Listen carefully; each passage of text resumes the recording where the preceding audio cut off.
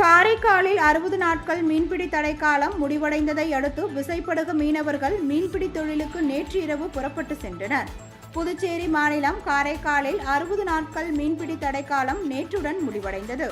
இந்த நிலையில் கடந்த 2 தினங்களுக்கு முன்பு கடலில் சூறாவளி காற்று வீசக்கூடும் என்று வானிலை ஆய்வு மையம் எச்சரிக்கை விடுத்திருந்தது.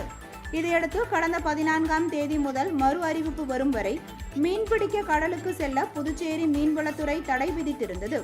இந்நிலையில் மீன்வளத்துறை தடையை விலக்கிக் கொண்டதனை அடுத்து நேற்று நள்ளிரவு காரைக்கால் மீன்பிடி துறைமுகத்தில் நிறுத்தி வைக்கப்பட்டிருந்த 400க்கும் மேற்பட்ட விசைப்படகுகளில் மீனவர்கள் மீன்பிடிக்க கடலுக்கு சென்றனர். கடந்த 1 மாத காலமாக படகுகளை பழுது பார்த்து புதிய வர்ணம் தீட்டியும் வலைகளை பழுது பார்த்தும் தயார் நிலையில் இருந்த மீனவர்கள் கடந்த 2 தினங்களாக மீன்பிடி தொழிலுக்கு தேவையான டீசல், ஐஸ் கட்டிகள் போன்ற பொருட்களை சேகரித்து படகில் வைக்கும் பணியில் ஈடுபட்டு வந்தனர்.